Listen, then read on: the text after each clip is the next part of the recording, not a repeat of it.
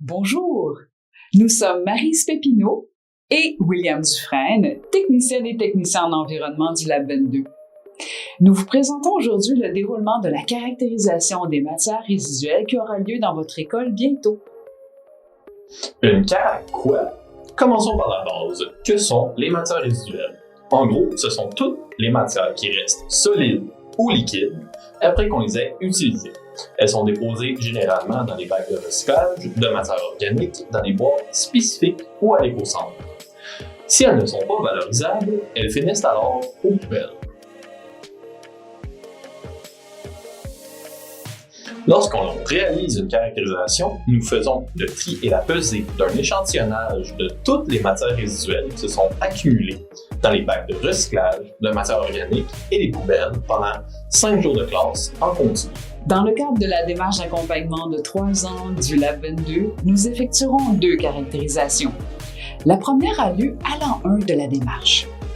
Ces 2 objectifs sont de faire le portrait initial de la gestion des matières résiduelles et de proposer des pistes de solutions pour améliorer, ensemble, la situation.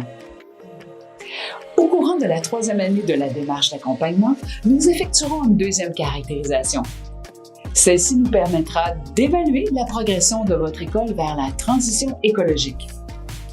Ultimement, le but est de réduire la quantité de matière que l'on consomme, de valoriser les matières résiduelles et d'en envoyer le moins possible à l'enfouissement.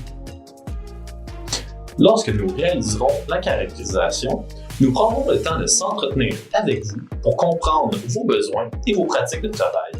La participation du personnel de l'entretien est essentielle pour réussir cette étape de l'analyse environnementale. À tout moment, si vous avez des questions ou des suggestions, nous prendrons le temps de vous écouter.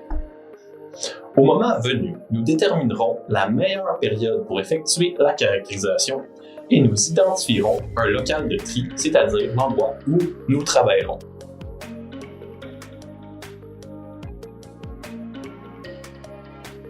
Étape 1. Le personnel de l'entretien prépare le local de tri en fonction des besoins de l'équipe technique du Lab 22. Étape 2. L'équipe de l'entretien collecte toute la matière résiduelle pendant une semaine. Les sacs sont identifiés selon leur jour et leur provenance. Étape 3. Notre équipe s'installe dans le local de tri. Nous caractérisons les sacs et les bacs collectés par l'équipe de l'entretien. En parallèle, nous procédons à des observations et des entrevues terrain. Étape 4.